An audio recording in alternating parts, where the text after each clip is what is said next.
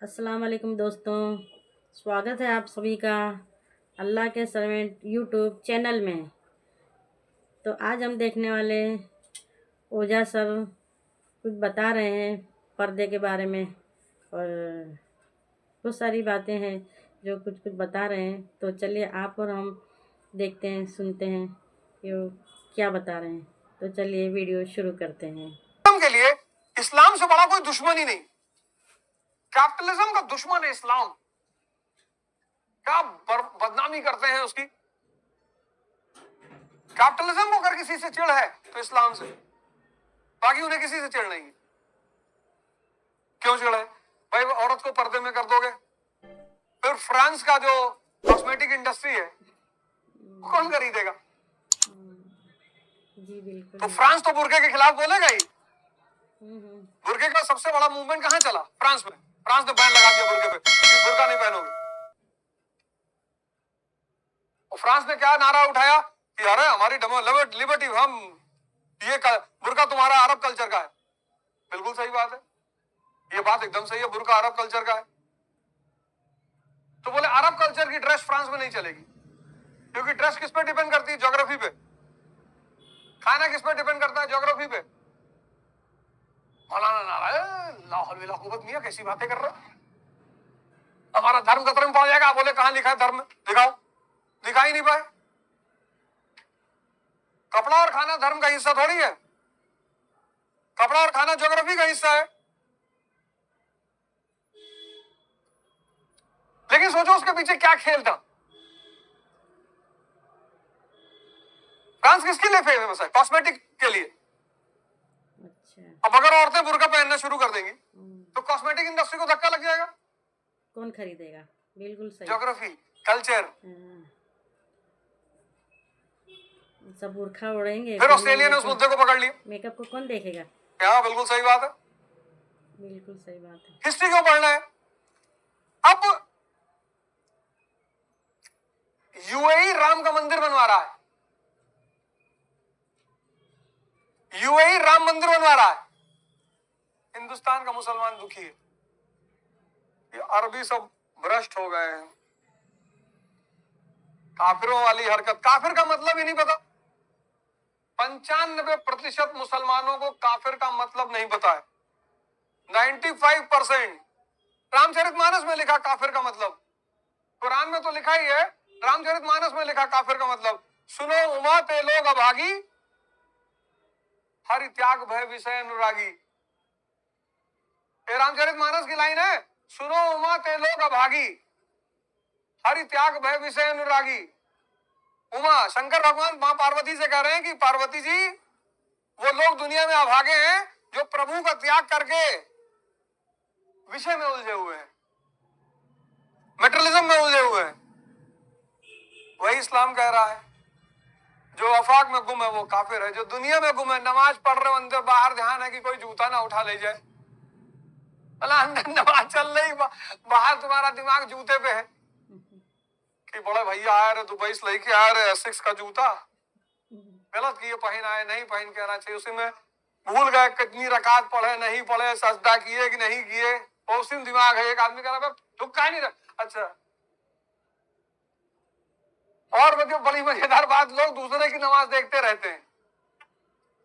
एक बार गुरु नानक जी से लाहौर के गवर्नर ने कहा कि आप कहते हैं अल्लाह ईश्वर सब एक है? उन्होंने कहा हाँ। कहे तो हमारी मस्जिद में नमाज पढ़ने आइए। बोले एकदम आएंगे यार, 12 रकात पढ़ेंगे। तुम कितना पढ़ते हो? कहा हम तो 4 रकात पढ़ते हैं। कहा हम 12 पढ़ेंगे और 5 पढ़ेंगे, असर की भी पढ़ेंगे, फज्र की भी पढ़ेंगे, तहज्जुद की भी पढ़ेंगे। तुम तहज्जुद की पढ़ते हो? बोले तहज्जुद में उठा ही नहीं पाते। बोले हम उठाएंगे तुमको। बारे में मालूम है, क्या बात है। लेकिन एक ही शर्त पे नमाज पढ़ेंगे कि तुमको भी पढ़ना पड़ेगा। और उसने कहा मैं तो डेली पढ़ता हूँ। कहा नहीं ना, जैसे हम पढ़ेंगे वैसे। तो गए, नमाज शुरू हुई, नमाज अदा किए सब। तो गवर्नर जो था वो पीछे बार बार देख रहा था, तो ये खड़े रहते थे, ये सजदा ही नहीं करते थे गुरु नानक देव जी। तो जब नमाज खत्म हुई तो उसने कहा देखा मैं कहता था आप नमाज नहीं पढ़ेंगे। तो उन्होंने कहा तुम ही कौन सा पढ़ रहे थे? पीछे वाले का देख रहे थे। तुम तो काबुल से घोड़ा खरीद रहे थे, तुम्हारे विचार में तो था कि काबुल जाना है, वहां से घोड़ा खरीद के लाना है। तो उसने पैर पकड़ लिया कि सरकार एकदम सही बात है, हिस्ट्री इसलिए पढ़ना है। इस अरब में पैदा हुआ इस्लाम, सारे व्यापारी गुजरते थे उधर से, पूरब का व्यापारी, पश्चिम का व्यापारी, तो किस पे भरोसा करेंगे? ईमान वाले पे। पश्चिम का व्यापारी माल लेकर आ रहा है, पूरब का व्यापारी माल लेकर आ रहा है, पैसा लेकर आ रहा है, दोनों तो वहीं रुकेंगे अरब में। इसलिए वहां सजाएं बहुत कठोर हैं, चोरी की तो हाथ काट डालो, क्योंकि वहां चोरी करने की अपॉर्चुनिटी ज्यादा है।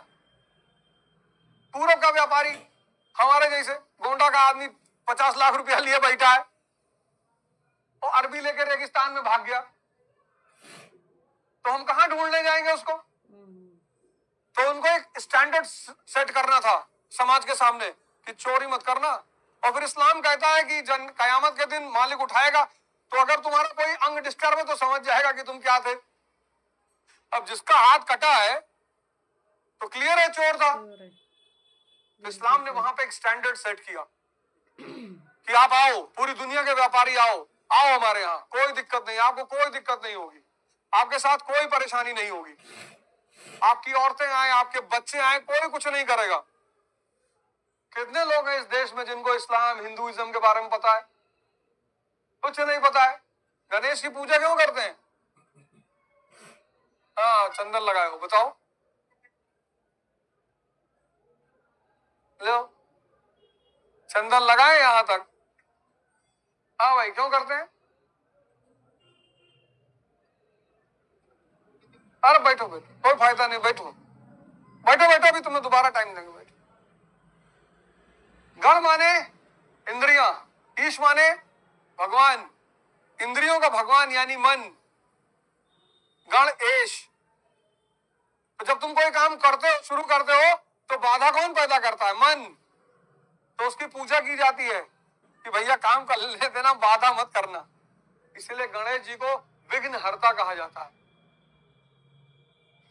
जो सातों आसमान है, जो मोहम्मद साहब गए थे, हर आसमान पे कौन कौन सा पैगंबर बैठा हुआ था? ये सबकी वही हालत है, इसे थोड़ी इनकी है, इनकी भी है। सब है नहीं, लड़ने के लिए तैयार है। अजीब सा मुल्क है, कम से कम जिसके लिए लड़ रहे हो उसके बारे में कुछ तो जानो। नहीं हम अल्लाह के लिए लड़ेंगे, तो कुछ तो बताओ। नहीं हमें कुछ नहीं पता। बिल्कुल सही है। तो क्लाइव वलाइव जब कंट्री में है तो उनको पता चला कि अजीब बेवकूफ है, कुछ राम के बारे में पता नहीं पता तो है। बताओ मैं गुड्डू कुछ राम के बारे में पूछ रहे हैं, भैया पता तो हमको भी नहीं है। गजब किसी कंट्री है ये। वही गीता कहती है कि प्रभु का वास हृदय में है। ऋषिकेश, कृष्ण का एक नाम है ऋषिकेश, हृदय में रहने वाले। वही कुरान कहती है अर्शुल ताला कल्बे मोमिन, मोमिन के हृदय में अल्लाह का वास।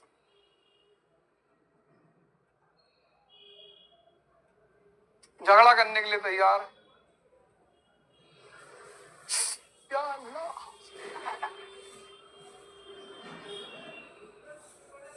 तो हर विषय का एक थीम है, उस थीम को समझ। जैसे इकोनॉमी है, अब अगर तुम बैंकिंग सिस्टम को नहीं समझते तो मॉडर्न इकोनॉमी को तुम कभी समझ ही नहीं सकते। मॉडर्न इकोनॉमी की स्पाइन क्या है? बैंकिंग। 1929 में अमेरिका के बैंक कोलैप्स कर गए, ग्रेट डिप्रेशन हो गया अमेरिका में। उस ग्रेट डिप्रेशन का परिणाम था सेकेंड वर्ल्ड वॉर। देखो इकोनॉमी और हिस्ट्री का कितना गहरा संबंध है।